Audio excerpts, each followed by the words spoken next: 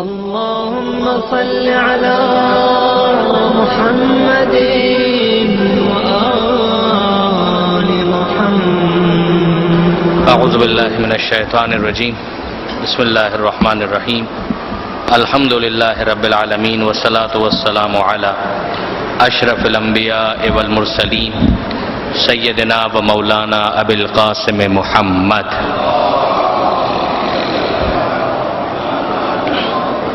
واہل بیتہ الطیبین الطاہرین المعصومین المظلومین المنتجبین المنتخبین المیامین، لا سیما علی الامام المنتظر والحجۃ الثانی عشر واللعنۃ الدائمۃ الباقیۃ علی اعدائہم اجمعین من یوم ظلمہم الی قیام یوم الدین.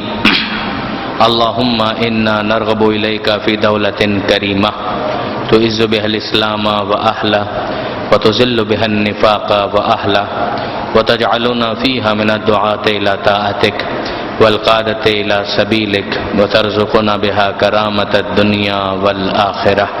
رب اشرح لي صدري ويسر لي أمري واحلل عقدة من لساني يفقهوا قولي واجعلني خالصا لوجهك الكريم يا الله. صلوات على محمد وآل محمد.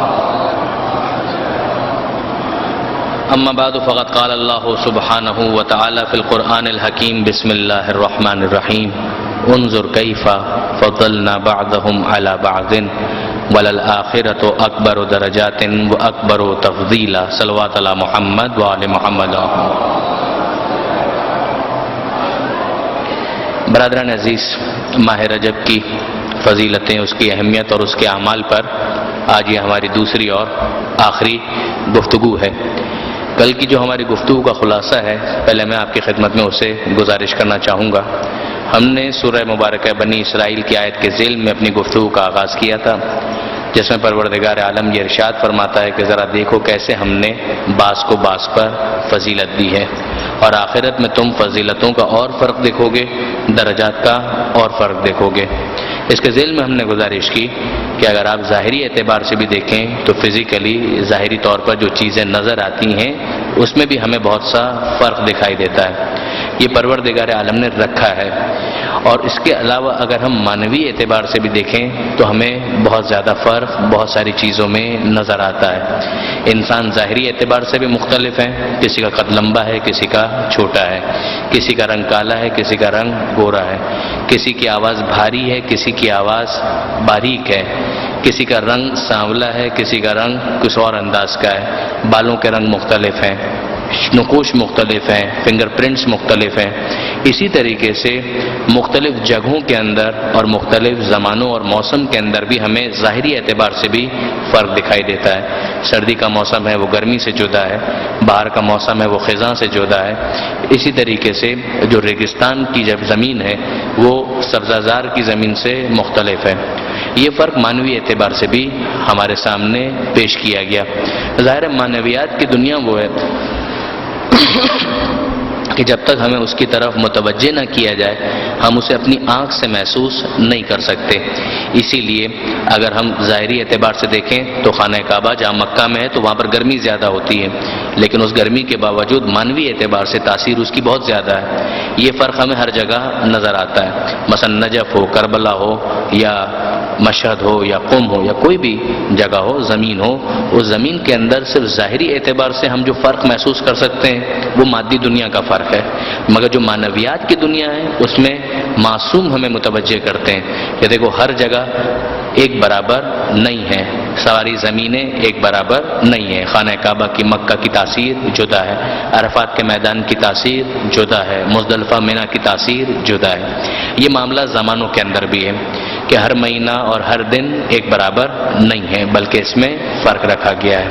چاہے پھر وہ رجب کا مہینہ ہو، شعبان کا مہینہ ہو، یا پھر ماہ رمضان ہو، یہ سارے مہینے ایک برابر نہیں ہیں. ان میں بعض کو بعض پر پروردگار عالم نے فضیلت عطا کی ہے. جو ماہ رجب خصوصیت کے ساتھ نسبتوں کے اعتبار سے بھی ہم نے ڈسکس کیا کہ اس ماہ رجب کو ایک روایت کے اندر پروردگار عالم سے منسوب کیا گیا کہ یہ رجب اللہ کا مہینہ ہے، شعبان پیغمبر اکرم کا مہینہ ہے، اور ماہ رمضان امت کا مہینہ ہے۔ اور دوسری روایت کے اندر کہ رجب کو اہل بیت کا مہینہ کہا گیا، شعبان کو رسول اللہ ہی کا مہینہ کہا گیا، اور ماہ رمضان کو اللہ کا مہینہ کہا گیا، یعنی ڈبل نسبتیں اس کے اندر ہمیں دکھائی دیتی ہیں۔ اور اس سے ملتی جلتی ایک روایت آج بھی میں آپ کے سامنے گزارش کروں گا۔ اس کے علاوہ کل ہم نے مناسبتوں کو ڈسکس کیا تھا کہ اس ماہ رجب میں جو ولادتیں ہیں، جو شہادتیں ہیں معصومین کی، اور جو اہم واقعات پیش آئے، ان کو ہم نے کل کی گفتگو کے اندر ڈسکس کیا تھا۔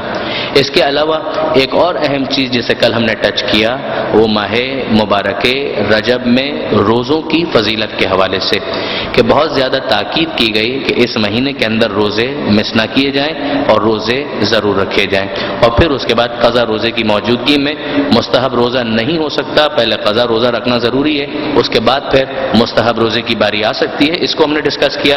اور آخر میں مفاتیح الجنان کی ابتدا میں جو شیخ عباس قمی نے بیان کیا ہے ماہ رجب کی فضیلت کے حوالے سے، اس کو ہم نے کل کی گفتگو کے اندر ڈسکس کیا۔ درود بھیجیے محمد و آل محمد پر۔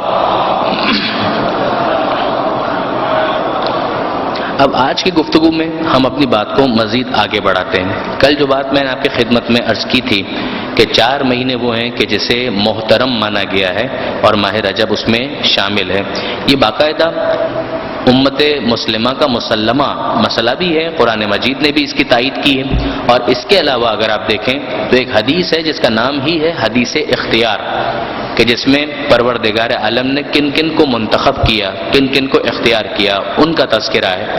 اور ان میں 4 کا تذکرہ بار بار آتا ہے کہ پروردگار عالم نے ان میں سے 4 کو انتخاب کیا، ان میں سے 4 کو انتخاب کیا۔ بلکہ میں اس حدیث کو آپ کی خدمت میں پیش ہی کر دوں، یہ خصال اور بہار دونوں میں ہے۔ بہار میں علامہ مجلسی نے اس کو لکھا اور خصال میں شیخ صدوق نے اسے تحریر فرمایا۔ حدیث کا نام ہے حدیث اختیار، کہ اختیار کسے کیا۔ یہاں پر اختیار سے مراد چوائس نہیں ہے، یہاں پہ اختیار سے مراد ہے منتخب کرنا، سلیکٹ کر لینا، یعنی جس کو ایک اپ گریڈ کرنا ہے، خاص ایک مرتبہ اور مقام دینا۔ ارشاد فرماتے ہیں، معصوم کا کلام ہے کہ ان اللہ اقترا من الکلام 4، کہ اللہ نے کلام میں سے جو بولا جاتا ہے 4 کو منتخب کیا۔ وہ 4 کیا ہیں؟ کہ سبحان اللہ والحمد للہ ولا الہ الا اللہ واللہ اکبر، وہی تسبیحات 4، کہ انسان یوں تو بہت کچھ اپنی زبان سے پروردگار عالم کی حمد کرتا ہے، ثنا کرتا ہے، بہت کچھ کرتا ہے، مگر خدا نے ان میں سے 4 تسبیحات ہیں کہ جن کو منتخب کیا۔ سبحان اللہ 1، والحمدللہ 2، لا الہ الا اللہ 3، اللہ اکبر یہ 4۔ وَمِنَ الْمَلَائِكَةِ 4، اور ملائکہ میں سے اللہ نے 4 کو منتخب کیا، یعنی ملائکہ سب محترم ہیں مگر 4 کو خدا نے منتخب کیا، جبریل، میکائیل، اسرافیل اور عزرائیل۔ پھر فرمایا وَمِنَ الْأَنْبِيَاءِ 4، اور انبیاء میں سے خدا نے 4 کا انتخاب کیا، ابراہیم، موسیٰ، عیسیٰ، محمد مصطفیٰ صلی اللہ علیہ وآلہ وسلم۔ اور پھر روایت آگے بڑھتی ہے کہ وَمِنَ الصِّدِّيقِينَ 4، کہ اللہ نے صدیقین میں سے 4 کا انتخاب کیا، حبیب نجار جو سورہ یاسین کے اندر جن کا تذکرہ آتا ہے، نام نہیں آتا مگر وہاں پر ان کا تذکرہ آتا ہے کہ جاء رجل من اقصى المدینۃ یسعی، وہ جو تذکرہ ہے جس مرد کا، اس کے بارے میں کہا گیا کہ اس کا نام حبیب نجار ہے اور پروردگار نے اسے منتخب کیا۔ حضرت یوسف علیہ السلام کہ وہ بھی صدیقین میں ہیں، مولا کائنات امیر المومنین علی ابن ابی طالب علیہ السلام، یہ مولا کے القاب میں سے ہے لقب صدیق اکبر۔ اب وہاں پہ بہت ساری جو چیزیں گڑبڑ ہوئے ہیں اس کے اندر یہ بھی ہے کہ مولا کے بہت سارے فضائل کا ادھر شفٹ کرو ادھر شفٹ کرو، ورنہ مولا کے فضائل میں، مولا کے القاب میں صدیق اکبر بھی شامل ہے، فاروق اعظم بھی شامل ہے۔ بہرحال جناب یوسف علیہ السلام مولا کائنات، اور چوتھا روایت کے اندر نہیں لکھا ہوا، اب وہ پرنٹنگ میں آنے سے رہ گیا، کاتب کی غلطی سے رہ گیا، یا راوی بھول گیا، جو بھی ہو، لیکن بعض علماء نے اس کے اندر ایک گیس ورک کیا ہے، کیلکولیشن کی ہے کہ شاید اس سے مراد مومن آل فرعون ہے، کہ جس کا تذکرہ سورہ غافر کے اندر 40واں سورہ قرآن مجید کا اس کے اندر آیا کہ جس موقع پر حضرت موسیٰ علیہ السلام کو قتل کیا جانا تھا اس نے درمیان میں آ کر انٹروین کیا تھا. رجل مؤمن من آل فرعون یکتم ایمانہ، کہ اس نے کہا جو رجل بھی تھا مومن بھی تھا آل فرعون میں سے جس نے اپنے ایمان کو چھپایا ہوا تھا. اور پھر یہ روایت آگے بڑھتی ہے کہ وَمِنَ الشُّهَدَاءِ أَرْبَعَةٌ، اللہ نے شہداء میں سے 4 کا انتخاب کیا. اور پھر اس کے بعد وَمِنَ النِّسَاءِ أَرْبَعَةٌ، کہ عورتوں میں سے 4 کا انتخاب کیا، جناب آسیہ، جناب مریم، جناب خدیجہ اور جناب فاطمہ زہرا سلام اللہ علیہا. روایت مزید آگے بڑھتی ہے کہ وَمِنَ الشُّهُورِ أَرْبَعَةٌ، کہ 4 مہینوں کا خدا نے انتخاب کیا. اور یہاں پر پھر جن 4 مہینوں کا تذکرہ کیا گیا یہ وہی 4 مہینے ہیں جنہیں اشہر الحرم کہا گیا، یعنی وہ 4 محترم مہینے کے جن میں ایون جنگ و جدال بھی حرام ہے، جس کے اندر رجب، ذی القعدہ، ذی الحجہ اور محرم. وَمِنَ الْبُقْعَاءِ أَرْبَعَةٌ، اور 4 زمینوں کو خدا نے منتخب کیا کہ مکہ، مدینہ، کوفہ اور بیت المقدس. وَمِنَ الْأَيَّامِ أَرْبَعَةٌ، اور 4 دنوں کو خدا نے منتخب کیا، انہیں اختیار کیا، جس میں عید الفطر، عرفہ، بقر عید اور جمعے کا دن. یوم العرفہ یعنی 9 ذی الحجہ، بقر عید یعنی 10 ذی الحجہ اور ہر ہفتے جمعے کا دن کہ یہ اللہ نے منتخب کیا. تو اس روایت کے اندر بھی آپ دیکھیں گے کہ اگر ہم دیکھیں ان 4 مہینوں میں جیسے ہمیں نظر آتا ہے کہ رمضان کا تذکرہ نہیں ہے، ماہ رمضان کا، اس میں کوئی شک نہیں ہے کہ ماہ رمضان کی اہمیت رجب سے بھی زیادہ ہے، مگر کچھ اینگل سے اگر ہم دیکھتے ہیں تو اندازہ ہوتا ہے کہ ماہ رجب ایک سپیریٹی لے جاتا ہے، ایک تھوڑی سی ترجیح لے جاتا ہے. جیسے محترم ہونے کے حوالے سے ان معنی میں کہ جنگ و جدال اس میں حرام ہے تو وہ ماہ رمضان کے اندر ایسا نہیں ہے. ماہ رجب کے ناموں میں سے ایک نام ہم نے ڈسکس کیا تھا کل، اسب، کہ جس کا مطلب یہ تھا کہ رحمت اس مہینے کے اندر انڈیلی جاتی ہے. اسی مہینے کا ایک اور نام بھی ہے اور وہ ہے اسم. خود رجب کا مطلب کیا ہے؟ رجب کا مطلب ہے عزت کرنا، تعظیم کرنا، رسپیکٹ کرنا. اور دوسرا جو نام اس کا آیا اسب، جس کے اندر کہ رحمت انڈیلی جاتی ہے یعنی بھر بھر کے دیا جاتا ہے. اور پھر تیسرا نام ہمارے سامنے آتا ہے اسم. اسم کا مطلب ہے بہرا بن جانا، یعنی وہ مہینہ جو بہرا ہے. بہرا کس اعتبار سے ہے؟ یعنی یہ بظاہر اگر آپ دیکھیں تو یہ لفظ جو ہے کچھ زیادہ مناسب نہیں لگتا ہے کہ بہرا مہینہ. نہیں، یہ بہرا اس اعتبار سے نہیں ہے، بہرا اس اعتبار سے ہے کہ اس میں کٹ جانے کا حکم دیا جا رہا ہے. بے وقوف بننے کی بات نہیں ہو رہی ہے، احمق بننے کی بات نہیں ہو رہی ہے. مقصد کیا ہے؟ جس طریقے سے اگر اصولی طور پر دیکھتے ہیں کہ اسلام کے اندر رہبانیت سے روکا گیا ہے. کوئی کہے کہ میں دنیا سے بھاگتا ہوں، غار کے اندر جاتا ہوں، یہ دنیا بیکار ہے، کوئی فائدہ نہیں ہے، نہیں، اسلام اس کو سپورٹ نہیں کرتا. کہ لا رہبانیت فی الاسلام، اسلام میں کوئی رہبانیت نہیں ہے. رہنا تمہیں دنیا میں، ہاں، لیکن اسی دنیا میں رہتے ہوئے کچھ کریش کورسز ہیں کہ جو اسلام نے کروائے ہیں. جیسے آپ ماہ رمضان میں دیکھیں کہ بھوکا رہو، روزے کے اندر کا بھوکا رہو، اعتکاف کرو. اعتکاف صرف ماہ رمضان سے مخصوص نہیں ہے، لیکن ماہ رمضان میں تاکید تو ہے کہ ماہ رمضان میں اعتکاف کرو یا ویسے ہی اعتکاف کرو. تو ایک طرح سے کٹنے والی بات ہے کہ دنیا سے تھوڑا سا کٹو. حج پر لوگ جاتے ہیں تو ظاہر ہے کہ ایک پورا جو نارمل روٹین کی جو لائف ہے اس سے ہٹ کر کچھ ہو رہا ہے. کہ اسی طریقے سے کہ اسم یہ مہینہ کٹ جانے کا مہینہ ہے، یعنی ایسا مہینہ ہے کہ جس کے اندر جو تمہاری روٹین کی دنیاوی زندگی تھی اس کے اندر کمی کرو، اس کے اندر ایک بریک لگاؤ. اور اس نے کیا کہا؟ اس نے کیا کہا؟ کہ مجھے زیادہ نہیں سننا ہے، مجھے زیادہ نہیں سننا ہے، میں اپنے پروردگار سے لا لگا رہا ہوں اس مہینے کے اندر. کہ یہی چیز اگر 12 مہینے کرو کہ نہیں، ایکسیپٹیبل نہیں ہے، لیکن اس مہینے میں ریاضت کرو. اس مہینے کے اندر تھوڑا اپنے روٹین کے اندر اس طرح سے تبدیلی لے کر آؤ کہ میں اور میرا خدا، بس باقی تمام تر اپوائنٹمنٹس وہ سب کے سب بعد میں. البتہ اس کا یہ مطلب نہیں ہے کہ انسان احمق بن جائے. اسی لیے علماء کرام نے یہ ارشاد فرمایا کہ اس کے اندر جیسے وہ والی بات جو کل بھی آئی تھی، اسی بات کو علماء کرام نے بھی اپنے الفاظ میں بیان کیا کہ مثلا حملہ بھی نہ کرو. اگر تم کو لگتا بھی ہے کہ جواز ہے، ڈیلے کرو. اس مہینے میں اپنے دشمن پر بھی حملہ نہ کرو، مگر بے وقوف نہ بنو. اگر وہ حملہ کر رہا ہے تو کم سے کم اتنا چوکنا تمہیں ہونا چاہیے، کان اتنے تمہارے کھلے ہونے چاہیے کہ اگر دشمن حملہ کرے تو تم اسے جواب دے سکو۔ ہاں خود سے کم اس مہینے کے اندر حملہ نہ کرو، تمہاری طرف سے پہل اس مہینے کے اندر ہر صورت میں نہیں ہونی چاہیے، ایون اگر جواز بھی ہے تو بھی نہیں ہونا چاہیے۔ اور دوسرے معاملات کے اندر بھی کوشش کرو کہ جتنا ہو سکے دنیاوی ڈے ٹو ڈے افیئرز جو ہیں ان کو ڈیلے کر دو، اس مہینے کے اندر ان میں زیادہ نہیں پڑو۔ کہ مثلا گھر میں رنگ کروانا ہے، کہا نہیں یہ رجب کا مہینہ ہے اس میں نہیں کروانا ہے، خامہ کا ڈسٹرب ہو جائیں گے اور عبادت میں خلل پڑے گا۔ کوئی کہے کہ مثلا مجھے اس مہینے کے اندر پکنک پر جانا ہے، پکنک پہ جانا حرام نہیں ہے، لیکن پکنک پہ جانا ہے کہ پکنک پہ جائیں گے تو اس کے نتیجے میں مثلا میری عبادت ڈسٹرب ہو جائے گی۔ البتہ اگر کسی کا پلان یہ ہے کہ پکنک پر جا کر وہاں پر ایک پرفضا مقام پر عبادت کریں گے، ہے بھی نہ ظاہر کوئی اشکال نہیں ہے، صرف اس اعتبار سے کہ دنیاوی معاملات جتنے کم سے کم ہو سکیں وہ اس مہینے کے اندر رکھے جائیں۔ پھر اس کے بعد ایک اور بات کی طرف بھی ہمیں توجہ کرنی چاہیے، جس کے لیے ابھی بھی ممکن ہے کہ کوئی عمل کرنا چاہے تو عمل کر سکے، اور وہ ہے عمرہ۔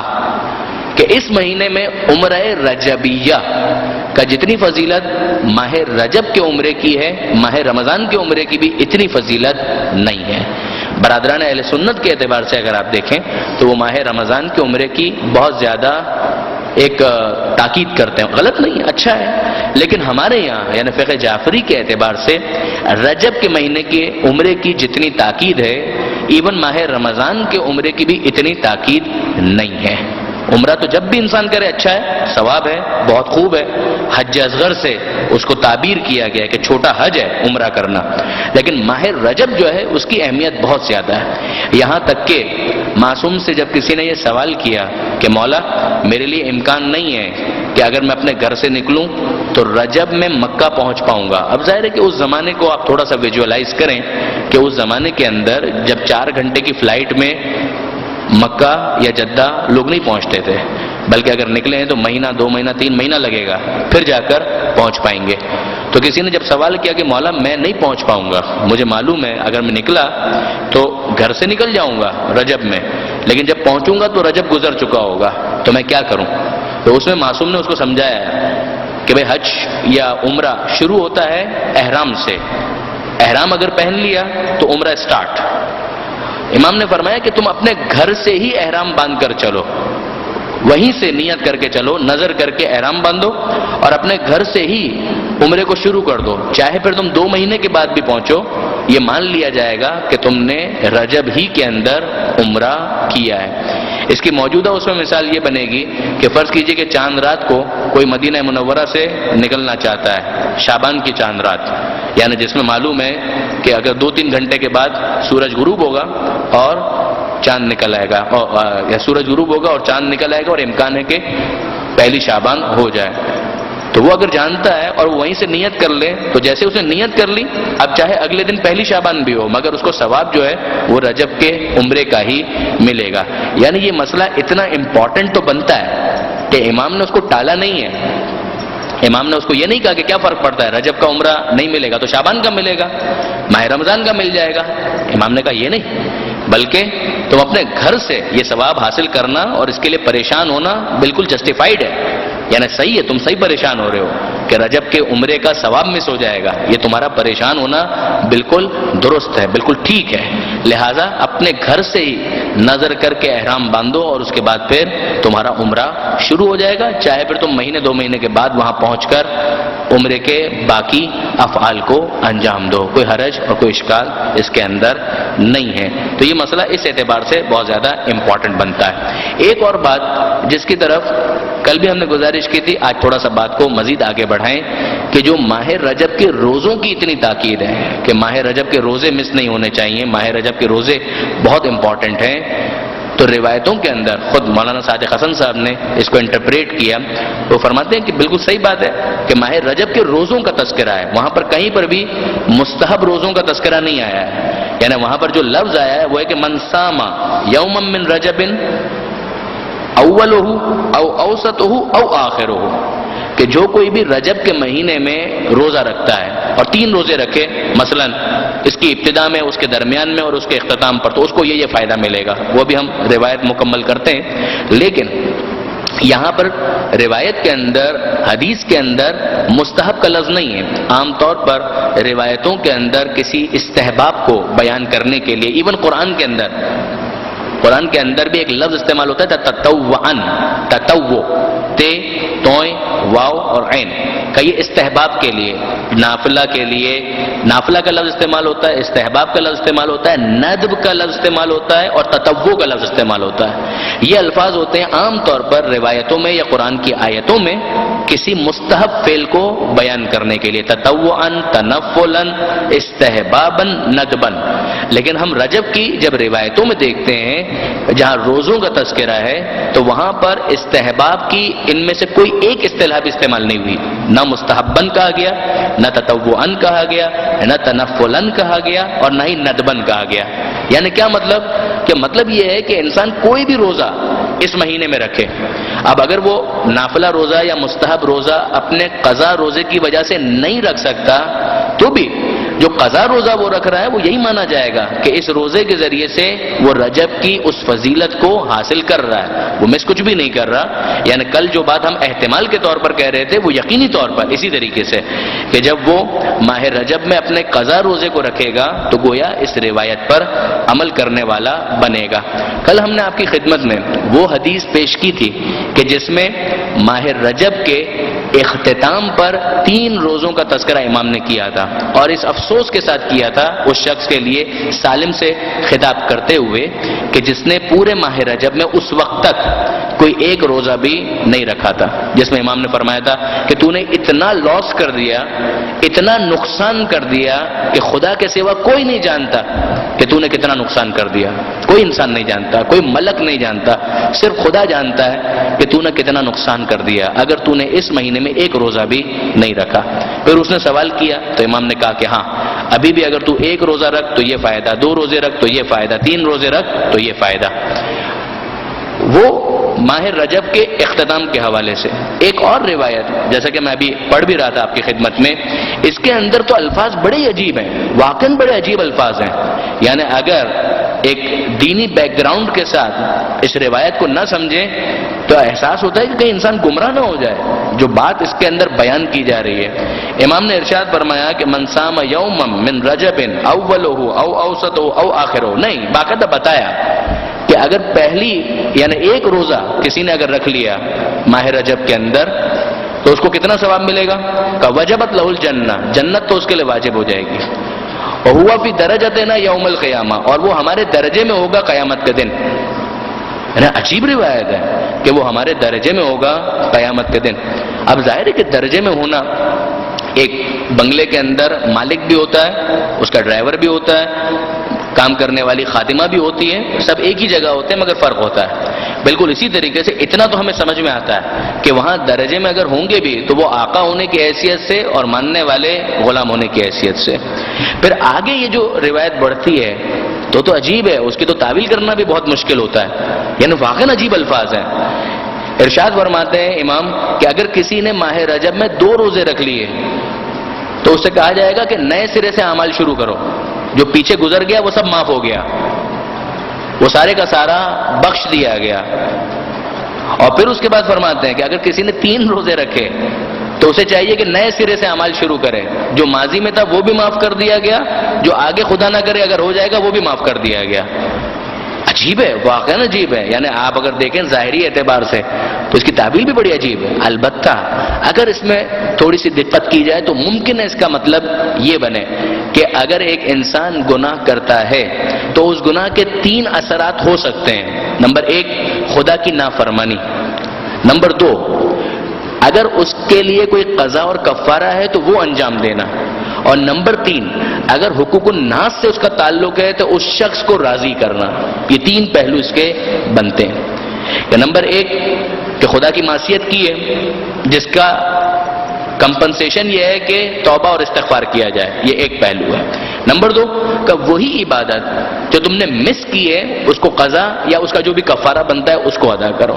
اور نمبر 3 اگر حق الناس میں سے کسی کا مال ہڑپ کر لیا، خدا نہ کرے کسی کو نقصان پہنچا دیا، غیبت کر دی، گالی دے دی، تہمت، یہ ایسا کوئی معاملہ ہے تو پھر اس کو بھی راضی کرو اور خدا سے بھی معافی مانگو.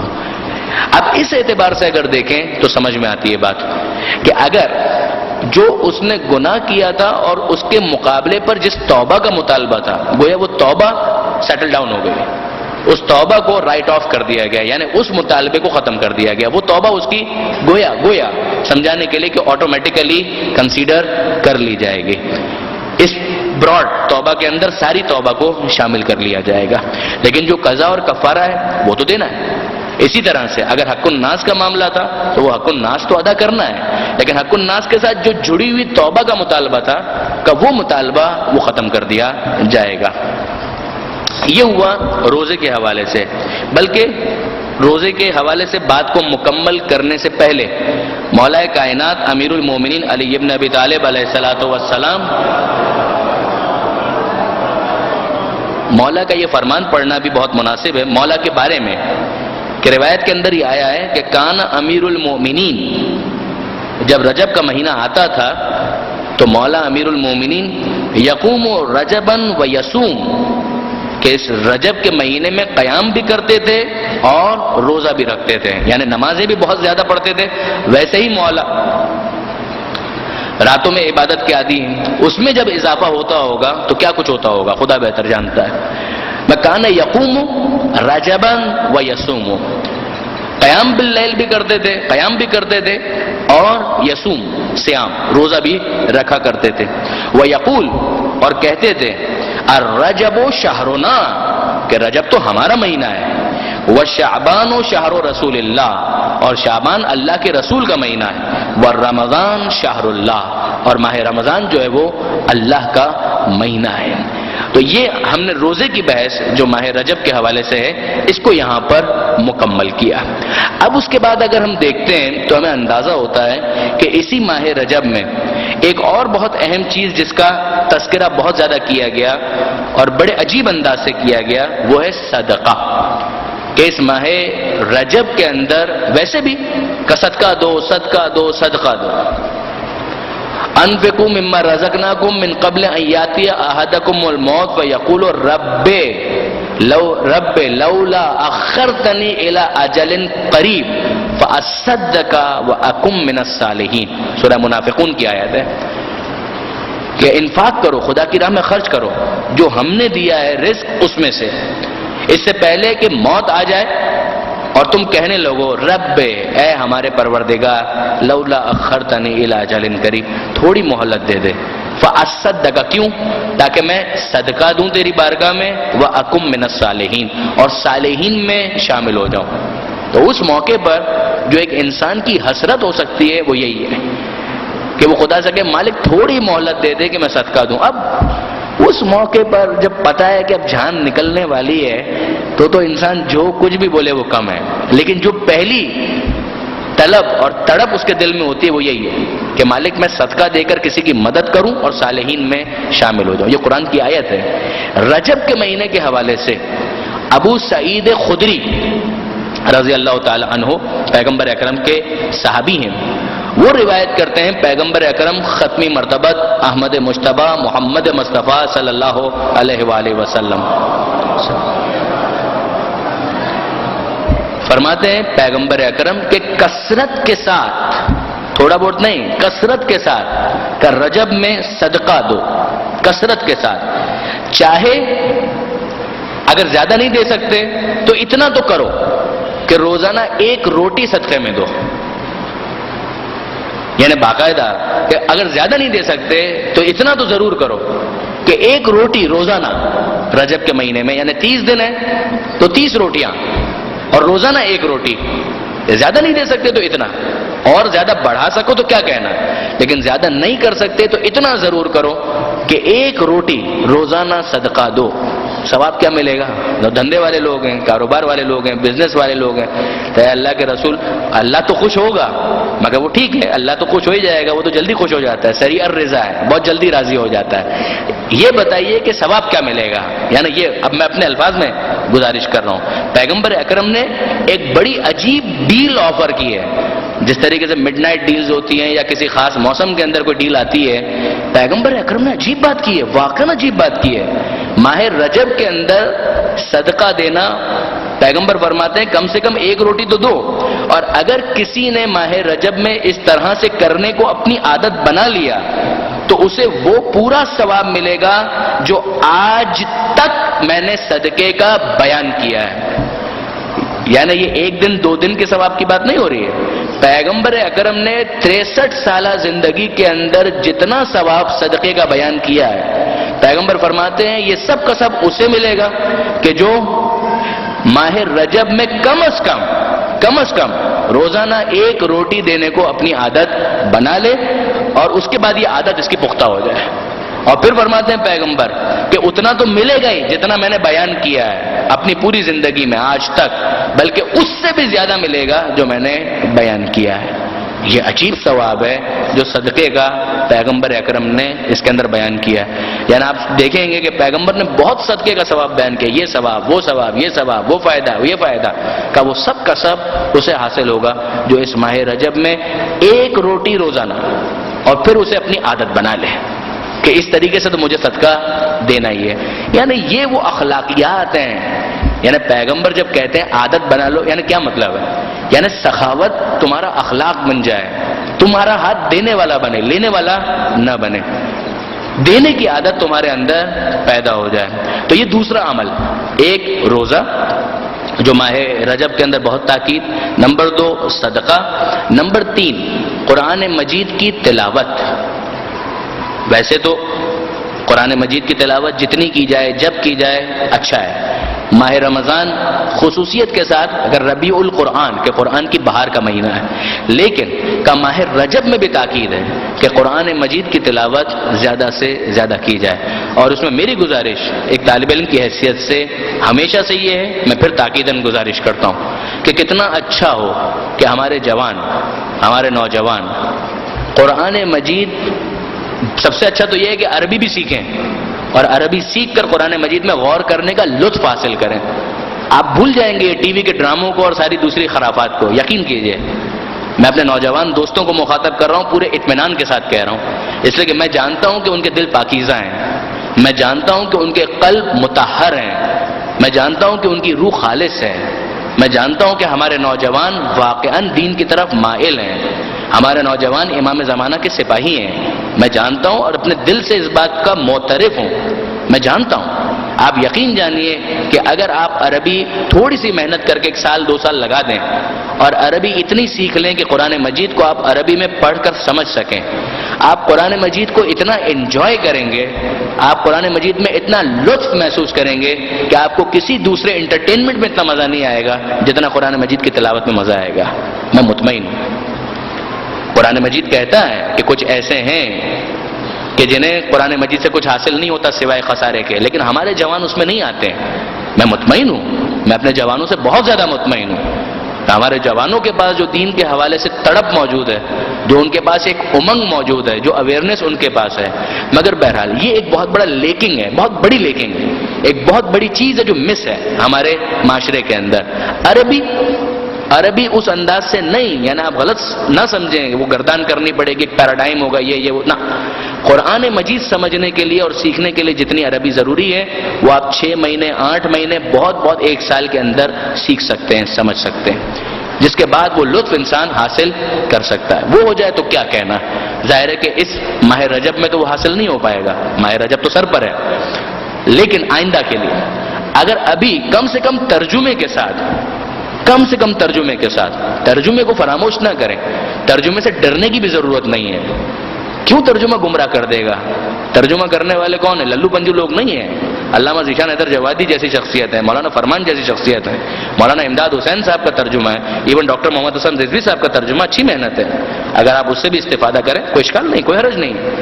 یہ اچھی محنتیں ہوئی ہیں. علامہ نقن صاحب کا ترجمہ اویلیبل ہے، شیخ محسن صاحب کا جو تازہ ترین ترجمہ ہے وہ بھی بہت خوب ہے. یہ ترجمے اچھے ہیں، ان کو لے کر پڑھیں. ہمارے نوجوان بیٹھیں، گروپ ڈسکشن کریں قرآن مجید کے ترجمے کے اوپر ہی، کوئی حرج نہیں ہے. ہاں، اپنے آپ کو اتھارٹی نہ سمجھیں، ایک طالب علم کی حیثیت سے اپنے آپ کو قرآن کے سامنے پیش کریں. جو سمجھ میں آتا ہے وہ استفادہ ہے، جو نہیں سمجھ میں آتا علماء سے رجوع کریں. یہ روش تو ہر چیز میں ہے. یہ کس چیز میں نہیں ہے؟ توضیح المسائل آپ اٹھائیں، گروپ ڈسکشن کریں، جو سمجھ میں آتا ہے وہ استفادہ ہے، جو نہیں سمجھ میں آتا اپنے اساتذہ سے سوال کریں. یہ بات قرآن کے اندر بھی ہونی چاہیے، یہ بات نہج البلاغہ میں بھی ہونی چاہیے، یہی بات صحیفہ کاملہ میں بھی ہونی چاہیے. ہر جگہ یہی طریقہ ہے. قرآن کے اندر بھی قرآن سے اجنبیت کو ختم کریں. ہمارے معاشرے میں قرآن سے اجنبیت کو ختم ہونا چاہیے، معجور نہیں ہونی چاہیے یہ کتاب.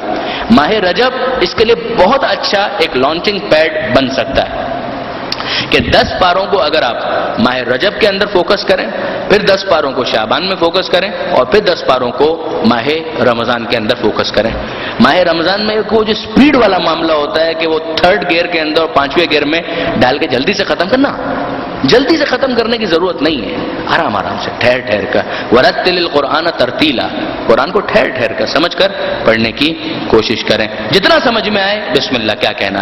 خصوصیت کے ساتھ ماہ رجب میں ایک وظیفہ جو قرآن مجید کے حوالے سے بیان کیا گیا وہ ہے سورہ اخلاص کے بارے میں، کہ ماہ رجب میں 1000 مرتبہ سورہ اخلاص کی تلاوت.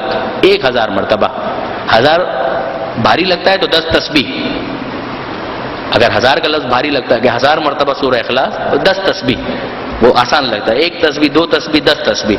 کوئی 1 تسبیح یعنی 100 مرتبہ ہو جائے گا، 10 تسبیح یعنی 1000 مرتبہ ہو جائے گا. کوئی مشکل کام نہیں ہے.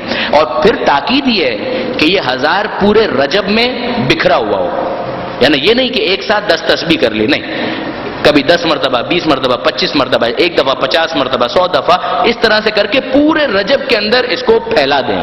1000 مرتبہ سورہ مبارکہ اخلاص کی تلاوت اس ماہ رجب میں کرنے کی بہت زیادہ تاکید آئی ہے. اور روایت کے الفاظ اس کا خلاصہ کہ 1000 بار سورہ اخلاص کی تلاوت کرے تو اللہ کے پاس ماہ رجب میں تو اللہ کے پاس گویا ایسا عمل لے کر پہنچے گا کہ ایسا عمل نہ ملک مقرب کے پاس ہوگا نہ نبی مرسل کے پاس ہوگا. عجیب ہے. یعنی اب نبی مرسل بھی یہی عمل لے کر پہنچے تو ظاہر ہے اس کا ویٹیج اور بڑھ جائے گا. یعنی اس ایزمپشن پر کہ فرض کیجئے ان کے پاس یہ عمل نہ ہو تو پھر یہ ایسا عمل بنے گا کہ جیسا ان کے پاس بھی نہ ہو. لیکن اگر وہ خود ہی یہ عمل لے کر پہنچ جائے تو ظاہر ہے دوسرے سارے اعمال کے ساتھ اس عمل کی کیفیت وہاں پر اور زیادہ ہو جائے گی. ظاہر ہے کہ معصوم ہیں یا انبیاء ہیں وہ تو اس عمل کو کرتے ہی رہے ہوں گے، لیکن ہمیں بھی کرنے کی تاکید کی جا رہی ہے کہ ہم بھی اس عمل کو انجام دیں. تو یہ ہو گیا سورہ مبارکہ اخلاص کے حوالے سے، یعنی قل هو اللہ احد کے سورہ کے حوالے سے. اس کے علاوہ اگر آپ مفاتیح الجنان کے اندر دیکھیں گے تو مختلف تسبیحات ہیں کہ جو اس مہینے کے اندر تاکید ہیں. مثلا کل ہی ہم نے ایک بات کی تھی کہ استغفر اللہ واسألہ التوبہ، کہ بہت زیادہ اس کی تاکید ہے کہ انسان یہ پڑھے، استغفار کرے اور کہے کہ اے اللہ میں تجھ سے مغفرت طلب کرتا ہوں اور تجھ سے توبہ طلب کرتا ہوں. اسی طرح سے دوسری بہت ساری تسبیحات اور مناجات ہیں کہ جو کرنے کی تاکید ہے. اور لائن سے اسٹارٹ ہی میں شیخ عباس کمی نے رجب کے اعمال کو 2 حصوں میں تقسیم کر دیا. ایک وہ حصہ کہ جس کے اندر مشترک اعمال جو کسی خاص تاریخ سے منسوب نہیں ہیں، اور پھر وہ اعمال ہیں کہ جو مختلف خاص تاریخوں سے منسوب ہیں. جو خاص تاریخوں سے منسوب نہیں ہیں وہ ظاہر ہے کہ کبھی بھی کیے جا سکتے ہیں، اور جو خاص تاریخوں سے منسوب ہیں انہیں انہی تاریخوں کے اندر انجام دینا بہت مناسب ہے. اگر میں غلطی نہیں کر رہا تو تقریباً شیخ عباس کمی نے 20 کے قریب وہ اعمال درج کیے ہیں جنہیں روزانہ کرنے کی تاکید ہے. اسی میں وہ دعا بھی ہے جو ہمارے معاشرے میں بہت کامن ہے الحمدللہ، اور واقعاً فقط ہم اس دعا کے الفاظ پر غور کریں تو اندازہ ہوتا ہے کہ معصوم نے کس طرح سے مناجات کرنے کا طریقہ سکھایا ہے. وہی والی دعا کہ یا من ارجوہ لکل خیر، جو عام طور پر ہر نماز کے بعد ماہ رجب میں امام باڑوں کے مساجد وغیرہ کے اندر نماز کے بعد تاکیبات میں پڑھی جاتی ہے. بہت خوب ہے، یہ بھی مفاتیح کے اندر موجود ہے کہ یا من ارجوہ لکل خیر، کہ ہے وہ خدا کہ جس سے ہر خیر کی امید کی جاتی ہے. وآمنوا سخطہ عند کل شر، اور جس سے ہر شر کے موقع پر اس کے غضب سے پناہ کی امید کی جاتی ہے، امان دینے والا ہے. یا من یؤتی الکثیر بالقلیل، اے وہ خدا کہ جو قلیل کے بدلے کثیر دینے والا ہے. ہم کیا اس کے سامنے پیش کرتے ہیں اور وہ کتنا زیادہ ہمیں عطا کرتا ہے. یا من یؤتی من سأل، اے وہ خدا کہ جو اس کو تو دیتا ہی ہے کہ جو سوال کرتا ہے. ومن لم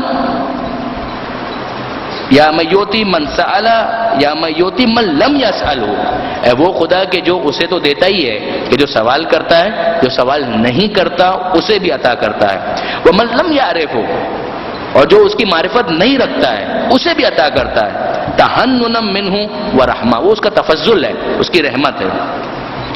آتنی بمسألتی، اے میرے پروردگار مجھے بھی میرے سوال کا جواب عطا کر، جو میری دعا ہے اسے بھی پورا کر۔ ایاک جمیع خیر الدنیا و جمیع خیر الآخرہ، تیرے پاس دنیا اور آخرت کا سارا خیر موجود ہے۔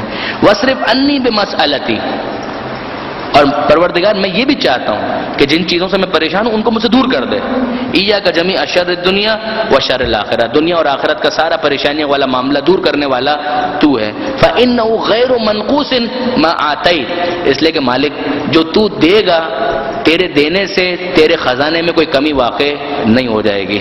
وزدنی من فضلک یا کریم، اور اے پروردگار یہ تو وہ ہے جو میں نے مانگا، مگر میں کیا مانگوں گا، میں نے جو بھی مانگا وہ تو بیکار ہے، پتہ نہیں صحیح ہے غلط ہے کیسا ہے، لیکن تو اپنے فضل سے اس سے زیادہ عطا کر کہ جو میں نے مانگا ہے، یا کریم، اے کرم کرنے والے۔ اس کے بعد الفاظ یہ ہیں کہ امام نے اپنی ریش مبارک کو بائیں مٹھی میں لیا اور اپنی دائیں انگلی انگشت شہادت اس کو اس طرح سے ہلا رہے ہیں، جو آپ واقف ہیں یہ طریقہ تو بہت کامن ہے، اور نہایت گریہ و زاری کی حالت میں امام نے یہ ارشاد فرمایا کہ یا ذل جلال والاکرام، یا ذل نعماء والجود، یا ذل من والطول، حرم شیبتی علی النار۔ یا ذل نعماء والجود، یا ذل جلال والاکرام، اے صاحب جلالت و بزرگی، اے نعمتوں اور بخششوں کے مالک، اے صاحب احسان و عطا، میرے سفید بالوں پر جہنم کی آگ کو حرام قرار دے۔ یہ دعا یعنی یہ دعا کا خلاصہ ہے، جو عرفات کے میدان میں بھی جو ایک دعا معصوم نے تعلیم کی وہ یہ ہے کہ مالک میں تجھ سے ایک ایسی بات کا سوال کرتا ہوں کہ اگر تو نے سب دے دیا اور یہ نہیں دیا تو وہ سب بیکار ہو جائے گا، اور کچھ نہیں دیا اور اگر یہ دے دیا تو میں سمجھوں گا کہ مجھے سب کچھ دے دیا، اور وہ کیا کہ مالک جہنم کی آگ کو مجھ پر حرام قرار دے۔ تو باقی سب نپٹتے رہیں گے کہ وہاں پر بنگلے اور محل کم ملے جنت کے اندر، وہ تو جب جائیں گے تو پتہ چلے گا، مگر خدا نہ اگر ادھر جانے کا ادھر کی جگہ کہا کہ ادھر جاؤ، وہ جہنم کا گیٹ تمہارے لیے کھولا ہوا ہے تو مر جائیں گے، تو موت بھی نہیں آئے گی۔ مگر ایک تو انسان یہ کہ مر جائیں گے تو سکون پا جائیں گے، مر کے بھی اگر سکون نہیں ملا تو پھر کیا ہوگا، تو گڑبڑ اور زیادہ ہے۔ تو وہ تو پھر وہاں کا رونا تو بات کا ہے، وہاں کا رونا تو بات کا ہے کہ وہاں گئے تو پھر وہاں پر نہیں یہ اتنا کم ہے، یا جتنا ملا بھائی جنت میں تو آئے کم سے کم، منزل پر تو پہنچے، وہ بات کا مرحلہ ہے کہ وہاں پر کتنا اور کم ہے اور زیادہ ہے۔ لیکن پہلا مرحلہ یہ ہے کہ ادھر سے تو نو پارکنگ ہماری گاڑی کو لکھا ہوا مل جائے کہ جہنم کے پاس یہ گاڑی پارک نہیں ہونے والی ہے، ہمارا گیٹ جو ہے وہ دوسرا ہے، جنت والا گیٹ ہے، یہ ہو جائے تو پھر وہ سارے باتیں جو ہیں ان کو دیکھا جا سکتا ہے۔ تو یہ ساری جو اعمال ہیں جس کا ایک حصہ شاید آپ کو فوٹو کاپیز کی صورت میں دیا بھی جائے گا۔ پھر اس کے بعد ایک چند مناسبتیں ہیں جن کی طرف میں متوجہ کرنا چاہوں گا، یہ ساری چیزیں مفاتیح الجنان کے اندر موجود ہے، اور آپ میں سے میں جانتا ہوں بہت سے بزرگان اور بہت سے ایسے افراد ہیں کہ جو بڑی پابندی کے ساتھ انشاءاللہ ان سارے اعمال کی پابندی کرتے ہوں گے، اور مردوں سے زیادہ میں مطمئن ہوں کہ خواتین زیادہ پابند ہیں، اور واقعاً خواتین کا عجیب حوصلہ ہے، عجیب حوصلہ ہے اعمال کے حوالے سے بھی، اور آج کل کے اعتبار سے تو میں کہہ سکتا ہوں ایون حصول علم کے حوالے سے کہ جو شوق خواتین کے اندر موجود ہے بعرض معذرت مردوں کے اندر اتنا نہیں پایا جاتا۔ میں اپنے کچھ دوستوں کے ساتھ جو ہماری یعنی برادری سے تعلق رکھتے ہیں، برادری سے مراد جماعت نہیں یعنی طبقہ روحانین آپ کہہ لیجئے، ان سے ہم ڈسکس کر رہے تھے کہ کلاسز لینے جاتے ہیں کہیں پر خواتین کی بھی اور لڑکوں کی بھی کلاس لینے جاتے ہیں، اندازہ ہوتا ہے کہ معاملہ بالکل گڑبڑ ہے۔ میں آپ کو یہ پریڈکشن کر رہا ہوں کہ اگر معاملہ اسی طرح سے رہا تو بہت سی جگہوں پر تو یہ ہو چکا ہے، 5-10 سالوں کے اندر 15 سالوں کے اندر آپ دیکھیں گے کہ شوہر بیویوں سے سوال کر رہے ہوں گے دین کے بارے میں، ان کو نہیں معلوم ہوگا، ان کو نہیں پتا ہوگا، دینی مسائل کے بارے میں بھی نہیں معلوم ہوگا، عقائد کے بارے میں بھی اتنا نہیں پتا ہوگا جتنا خواتین کو پتا ہوگا، کیونکہ جو سیریسنیس اور سنجیدگی ہم دیکھتے ہیں وہ خواتین میں واقعاً بہت زیادہ ہے۔ رجسٹر لے کر آ رہی ہیں، کاپی لے کر آ رہی ہیں، بیٹھ رہی ہیں، نوٹس بنا رہی ہیں، بعد میں دکھا رہی ہیں ایسا بھی ہم نے بنایا ہے، کیسا ہے، اس کا غلطی تو نہیں ہے، نہیں۔ لڑکوں کو دیکھیں تو وہ تو آئی جائیں تو ان کی بڑی مہربانی کلاس کے اندر، وہ سمر کیمپ میں بھی آ جائیں تو بڑی مہربانی، وہ آ بھی جائیں تو گنڈوں اور موالیوں والا جو انداز ہوتا ہے اس کے ساتھ لگتا ہی نہیں ہے کہ کلاس کے اندر آئے یا کہاں پر آئے. تو بہت زمین آسمان کا فرق، اور یہ آج کا نہیں ہے، اور یہ صرف میری آبزرویشن نہیں ہے، یہ بہت سے دوسرے ساتھیوں کی بھی یہی آبزرویشن ہے.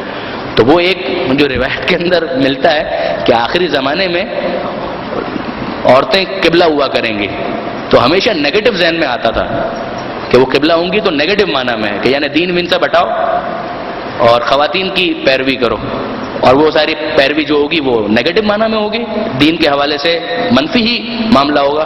لیکن اب احساس ہوتا ہے کہ نہیں، ممکن ہے یہ مطلب ہو اس کا کہ عورتیں قبلہ ہوں گی اور صحیح معنوں میں قبلہ ہوں گی، یعنی دین معلوم کرنے کے لیے بھی وہی لوگ قبلہ ہوا کریں گے کہ شوہر بھی بیوی سے پوچھ رہے ہیں، وہ صحیح پوچھ رہے ہیں، جاہل ہے، نہیں پتہ ہے اس کو، نہ شریعت کا پتہ ہے، نہ توضیح المسائل کا پتہ ہے، نہ عقائد کا پتہ ہے، نہ قرآن کا پتہ ہے، کچھ بھی نہیں معلوم ہے، نہ اخلاقیات کا پتہ ہے. تو بیگم ہی سے پوچھ رہے ہیں کہ بھائی اس کا مسئلہ کیا ہے. وہ صحیح ہے، ہونا بھی یہی چاہیے. اگر جاہل رہ گئے ہیں تو پھر خواتین سے پوچھنے میں کسی قسم کا کوئی اشکال بھی نہیں ہے.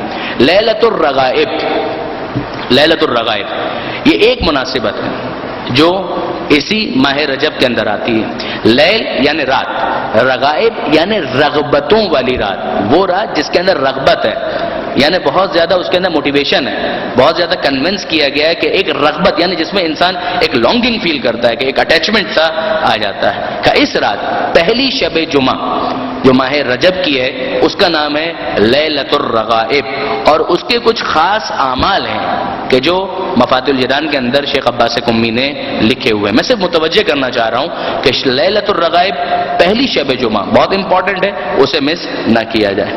اس کے بعد اگر ہم آگے بڑھیں تو خود ماہ رجب کی پہلی رات جو اگر چاند ہو گیا ہے تو شاید آج کی رات ہوگی ورنہ کل کی رات ہوگی، کہ اس کے بھی اپنے اعمال ہیں کہ چاند دیکھ کر یہ دعا پڑھنی، غسل کرنا، اور اسی طریقے سے دیگر. کہ پہلی رجب کا روزہ جس کی طرف کل بھی ہم نے متوجہ کیا تھا کہ حضرت نوح علیہ السلام کی جب کشتی چل رہی تھی پہلی رجب، اور انہوں نے اپنے تمام ہمراہیوں سے، رفقا سے یہ کہا تھا کہ روزہ رکھو. تو پہلی رجب کا دن بھی روزے کے حوالے سے، پہلی رجب کی رات غسل اور دوسرے اعمال کے حوالے سے بڑی امپورٹنٹ ہے. اس کے بعد کا 13ویں رجب، 13ویں رجب اس اعتبار سے ایک تو مولا کی ولادت وہ تو ہے ہی اپنی جگہ پر، مگر اس کے علاوہ کہ اگر کسی کو عمل داؤد کرنے ہیں تو اس کا آغاز 13 رجب سے ہو جاتا ہے. پھر اس کے لیے ضروری ہے کہ وہ 3 دن روزے رکھے، 13 رجب، 14 رجب اور 15 رجب.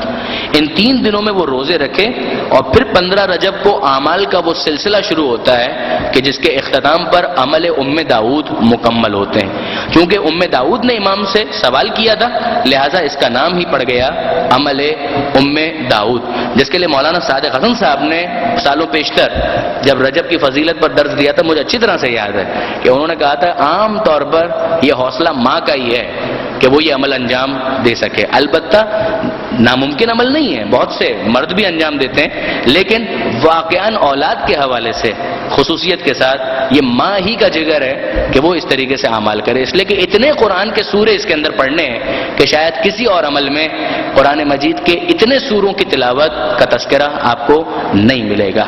اس اعمال کا ایک خلاصہ میں اگر گزارش کروں تو وہ یہ ہے کہ 13، 14 اور 15 ان 3 دن روزے رکھے، اور پھر 15 رجب کو تیسرے روزے کے موقع پر حالت روزہ ہی میں زوال کے وقت غسل کرے، زوال یعنی ظہر کی نماز کے ٹائم پر غسل کرے، اور زوال کے فوراً بعد نماز ظہر اور عصر بجا لائے، رکوع اور سجدے میں خوف خدا اور عاجزی کا اظہار کرے، اور پھر اس کے بعد خلوت کی جگہ پر بیٹھ جائے، تنہائی، یہاں پر کوئی ڈسٹرب کرنے والا نہ ہو، نہ بچہ آ رہا ہے، نہ کوئی اور آ رہا ہے، نہ ٹیلی فون بج رہا ہے، نہ موبائل، کچھ نہیں، نہ ٹی وی کی آواز آ رہی ہے، نہ ریڈیو کی آواز آ رہی ہے، کچھ نہیں، نو ڈسٹربنس، کوئی وہاں پر تنگ کرنے والا نہ ہو، تنہائی میں جا کر بیٹھ جائے، اور پھر اس کے بعد یہ اعمال شروع کرے. جب نماز سے فارغ ہو جائے تو قبلہ رو ہو کر اس طرح سے عمل انجام دے. اس کے بعد پھر یہ قرآن کے سورے شروع ہوتے ہیں کہ 100 مرتبہ سورہ فاتحہ، 100 مرتبہ سورہ اخلاص، 10 مرتبہ آیت الکرسی، پھر اس کے بعد سورہ انعام، سورہ بنی اسرائیل، اور سلسلہ آگے بڑھتا ہے سورہ کہف، سورہ لقمان، سورہ یاسین، سورہ صافات، سورہ حامیم سجدہ، سورہ حامیم عین سین قاف، سورہ حامیم دخان، سورہ فتح، سورہ واقعہ، سورہ ملک، سورہ نون، سورہ اشتقاق، اور اس کے بعد آخر قرآن تک، یعنی 30واں پارہ. اس کے بعد تقریباً آپ کم و بیش سمجھے کہ مکمل سورہ انشقاق آنورڈز، یعنی تقریباً 30واں پارہ پورا.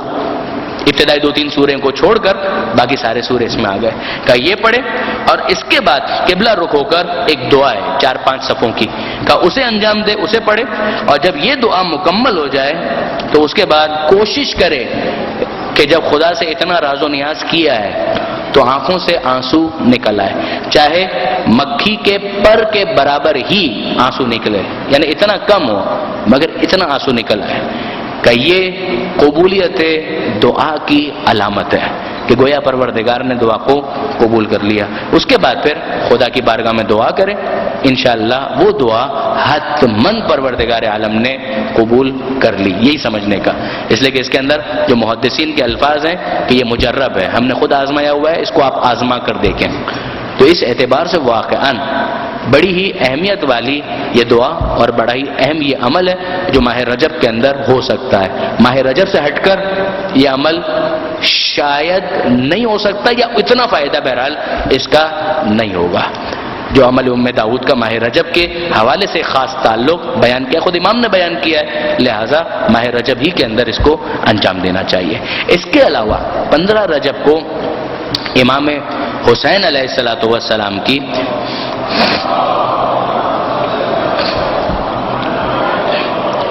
ایک خاص زیارت ہے جو زیارتوں کے چیپٹر میں الگ سے بیان کی گئی ہے. مفاتیح الجنان کا اگر آپ انڈیکس دیکھیں گے تو اس انڈیکس کے اندر زیارتوں کا الگ ایک چیپٹر ہے.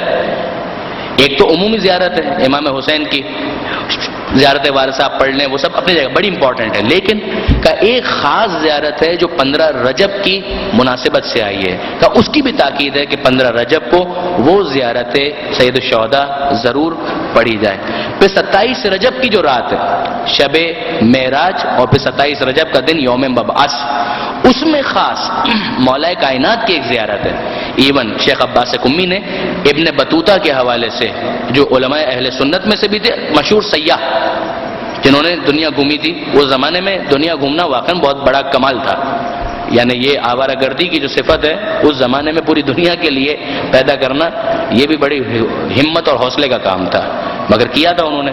تو وہ کہتے ہیں کہ 27 رجب کو وہ پہنچے، اور 27 رجب کے حوالے سے انہوں نے دریافت کیا اور انہیں معلوم ہوا کہ نجف اشرف کے اندر جہاں سارے کے سارے شیعہ ہوتے ہیں کہ وہ خاص معجزے کی جگہ ہے اور معجزے کا دن ہے 27 رجب، کہ جب مولا کائنات کے حرم سے تو ویسے ہی معجزے ہوتے ہیں، لیکن خاص 27 رجب کا یہ خاص ایک مناسبت ہے مولا کائنات کے حرم اور معجزوں کے ساتھ، کہ بہت سے اپاہج، بہت سے لا علاج مرض میں مبتلا افراد کا 27 کی شب اور 27 کا دن یہ وہ موقع ہے کہ جب وہاں سے شفا یاب ہوتے ہیں. جس کے بعد پھر شیخ عباس قمی نے یہ تاکید کے ساتھ لکھا ہے کہ لوگ اس واقعے کو بعید نہ سمجھے جو واقعات شیخ ابن بطوطہ نے نقل کیے ہیں، کیونکہ ان مشاہد مشرفہ سے اتنی کرامات ظاہر ہوئی ہیں کہ جن کا شمار نہیں ہو سکتا. اور دوسری باتیں اس حوالے سے، تو 27 رجب پھر ایک اہم مناسبت ہے، رات بھی اور دن بھی. دن روزے کے حوالے سے بہت زیادہ اہم دن بنتا ہے 27 رجب کا، ویسے تو بنتا ہی ہے پورا ماہ رجب. ماہ رجب کے اندر آخری 3 روزے وہ شروع 27 سے ہی ہوں گے، لیکن 27 رجب اس اعتبار سے بھی کہ سارا سال جن روزوں کے لیے بہت زیادہ تاکید آئی ہے ان میں ایک روزہ 27 رجب کا بھی ہے. یہاں پر میں اپنی بات کو مکمل کرتا ہوں اور پروردگار عالم سے دعا کرتا ہوں. نہیں، ایک بات رہ گئی بیان کرنا، وہ بات مناجات کے حوالے سے، دعا کرنے سے پہلے مناجات کے حوالے سے، کہ اگر آپ کوئی لیٹسٹ ایگزامپل مناجات کی جاننا چاہتے ہیں کہ خدا کو کس طرح سے مخاطب کیا جائے، امام زمانہ کو کس طرح سے مخاطب کیا جائے، تو آیت اللہ العظمیٰ سید علی خامنائی ان کا جو جمعے کے دن کا خطبہ ہے اس خطبے کا اختتام جو آخری 7-8 منٹ ہیں اس کو ضرور سنیے گا. فارسی میں ہے حالانکہ، لیکن ممکن ہے کہ آپ کو انگلش سب ٹائٹلز کے ساتھ کہیں انٹرنیٹ پر مل جائے. اگر نہ ملے اور واقعاً کوئی والنٹیئرز یا کوئی تنظیم یا کوئی آرگنائزیشن یہ کام کر سکے کہ آغا خامنہئی نے اپنے اس خطبے میں آخری 7 منٹ 8 منٹ اس کے اندر اختتام پر بالکل امام زمانہ کو مخاطب کیا، اور کس طریقے سے مخاطب کیا ہے، انتہائی سادگی کے ساتھ، جس میں نہ آواز بہت زیادہ بلند ہے لیکن بڑی سادگی کے ساتھ، مگر آپ اس تاثیر کو واقعا محسوس کریں کہ جہاں وہ امام زمانہ کو مخاطب کرتے ہیں کہ اے سید من، اے مولا من، کہ اے میرے سید، اے میرے مولا. 2-3 دفعہ یہ جملہ کہا ہے انہوں نے، اے سید من، اے مولا من. اور پھر وہ فرماتے ہیں کہ جو مجھے کہنا تھا میں نے کہا، آگے بھی کہتا رہوں گا، آگے بھی اسی طرح سے کہتا رہوں گا. یعنی اے میرے مولا، جو مجھے کہنا تھا میں نے کہا، آگے بھی میں اسی طرح سے کہتا رہوں گا. اور اس کے بعد وہ ارشاد فرماتے ہیں کہ من جان ناقابلی دارا، میری جان کسی قابل نہیں ہے، بے ارزش جان ہے، یہ میرے پاس ہے. جسم ناقصی دارا، میرا جسم جو ہے ناقص ہے، خود ہاتھ مجروح ہے، بم دھماکے کے اندر بڑی اذیتیں برداشت کی ہیں اس مرد بزرگ نے. اور پھر اس کے بعد فرماتے ہیں کہ کچھ میرے پاس عزت اور آبرو ہے، وہ بھی وہی ہے کہ جو آپ نے مجھے دی ہے. ہر وہ چیز جو میرے ہاتھ میں ہے، میرے پاس ہے، سب کا سب میں اسلام پر قربان کروں گا، اور سب کا سب آپ پر نثار ہو. یہ وہ جملے ہیں کہ جب وہ بول رہے تھے سارا مجمع زار و قطار رو رہا تھا، سارا مجمع بے اختیار گریہ کر رہا تھا. مناجات اس چیز کا نام ہے کہ جہاں پر خلوص اس لیول پر ہو کہ انسان خدا سے، امام زمانہ سے مخاطب ہو، اور اس کی آواز بھی بالکل نارمل ہو، مگر اس کی تاثیر اتنی زیادہ ہو کہ وہ اپنی روح کے اندر اس کے اثر کو محسوس کرے. وہ یہ محسوس کر رہا ہے کہ ہاں واقعاً میں اپنے خدا سے مخاطب ہوں یا اپنے زمانے کے امام سے مخاطب ہوں. میں تاکید کرتا ہوں اپنے نوجوان دوستوں کو، یہی بزرگ تو وہ ہیں، یہی مراجع، یہی رہبر کہ جن سے یہ معنویت ہمیں حاصل کرنی چاہیے، یہ روحانیت ہمیں حاصل کرنی چاہیے. چاہے وہ آغا سیستانی ہوں، چاہے آغا وحید خراسانی ہوں، یا موجودہ کیس میں جو مثال ہم نے دی رہبر معظم آیت اللہ خامنہئی ہوں. یہی بزرگ ہیں کہ جن سے ہمیں صحیح معنوں میں معنویت کو لینا ہے، صحیح معنوں میں روحانیت کو لینا ہے، صحیح معنوں میں اسپرچویلٹی کو لینا ہے. کہ آپ دیکھیں کہ ان کا انداز کیا ہے، کس انکساری کے ساتھ یہ خدا کی بارگاہ میں اپنے آپ کو پیش کرتے ہیں، اور اس کے بعد اس سے الہام لیتے ہوئے ہم اپنی زندگی میں ترقی کے مختلف مدارج تلاش بھی کر سکتے ہیں اور انہیں طے بھی کر سکتے ہیں. بار الہ تجھے واسطہ محمد و آل محمد کا ہمارے اس قلیل توسل کو اپنی بارگاہ میں قبول فرما. مالک ماہ رجب آنے والا ہے، اس ماہ میں بہترین عبادت انجام دینے کی ہمیں توفیق عطا فرما. مالک ہم کیا اور ہماری اوقات کیا، ہم بھی ناقص، ہماری عبادتیں بھی ناقص، مگر تو کامل، تیری رحمت کامل. ہماری ناقص عبادتوں کو اپنی کامل رحمت کے طفیل قبول فرما. مالک تجھے واسطہ محمد و آل محمد کا ماہ رجب سے وہ سارے فائدے جو اہل بیت نے ہمیں بتائے ہیں حاصل کرنے کی توفیق عطا فرما، اور اس ماہ رجب کے ذریعے سے ماہ رمضان کی تیاری کرنے کی ہمیں توفیق عطا فرما. مالک تجھے واسطہ محمد و آل محمد کا پریشان حال مومنین کی پریشانیوں کو دور فرما. جو بیمار ہیں انہیں شفا کامل اور عاجل عطا فرما. جو بے روزگار ہیں انہیں رزق حلال عطا فرما. جو برسر روزگار ہیں ان کے رزق میں برکت اور کثرت عطا فرما. مالک جو بے اولاد ہیں اولاد صالح عطا فرما. جو صاحبان اولاد ہیں اولاد کی صحیح تربیت کی توفیق عطا فرما. مالک تجھے واسطہ محمد و آل محمد کا ہمیں اپنی اصلاح، اپنے اداروں کی اصلاح، اپنے گھرانوں کی اصلاح، خصوصاً اپنے تعلیمی اداروں کی اصلاح زمانے کے امام کی خواہشات کے مطابق کرنے کی توفیق عطا فرما. مالک آل محمد کے ماننے والے جہاں کہیں بھی آباد ہیں ان کی جان، مال، عزت و آبرو کی حفاظت فرما. خصوصاً پاکستان میں مومنین کی حفاظت فرما. ڈیرہ اسماعیل خان اور پارا چنار کے مومنین کی مدد اور نصرت فرما. مالک ہمارے دشمنوں، ہمارے شہداء کے قاتلوں کو نیست و نابود فرما. مالک وطن عزیز پاکستان کو استحکام عطا فرما. وطن عزیز کو ہر قسم کی داخلی اور خارجی پریشانیوں سے محفوظ فرما. وطن عزیز سے دہشت گردی اور دہشت گردوں کا خاتمہ فرما. موجودہ جنگ میں پاک فوج کو فتح و نصرت عطا فرما. مالک تجھے واسطہ محمد و آل محمد کا تمام علماء کرام، مراجع اعظام، مقام معظم رہبری اور انقلاب اسلامی کی حفاظت فرما. اس انقلاب کو زمانے کے امام کے انقلاب سے متصل فرما، اس انقلاب کے بدخواہوں، اس انقلاب کے دشمنوں اور اس انقلاب کے بارے میں برا سوچنے والوں کو نیست و نابود فرما۔ مالک زمانے کے امام کے ظہور میں تعجیل فرما، ہمیں ان کے آوان و انصار میں شمار فرما۔ ربنا تقبل منا انکا انت السمیع العلیم وتب علینا انکا انت التواب الرحیم۔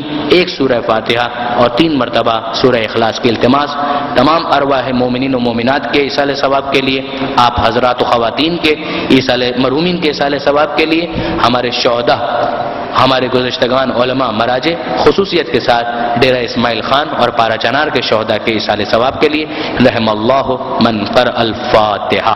بسم اللہ الرحمن الرحیم، الحمد للہ رب العالمین الرحمن الرحیم مالک یوم الدین، إياك نعبد وإياك نستعين اهدنا الصراط المستقيم صراط الذين أنعمت عليهم غير المغضوب عليهم ولا الضالين بسم الله الرحمن الرحيم قل هو الله أحد الله الصمد لم يلد ولم يولد ولم يكن له كفوا أحد بسم الله الرحمن الرحيم قل هو الله أحد الله الصمد لم يلد ولم يولد ولم يكن له كفوا أحد بسم الله الرحمن الرحيم قل هو الله أحد الله الصمد لم يلد ولم يولد ولم يكن له كفوا أحد اللهم اغفر للمؤمنين والمؤمنات والمسلمين والمسلمات الأحياء منهم والأموات تابع بيننا وبينهم بالخيرات إنك مجيب الدعوات إنك على كل شيء قدير اللجن اللجن يا مولا اللجن اللجن اللجن اللجن اللجن اللجن اللجن يا صاحب السماء اللجن اللجن اللجن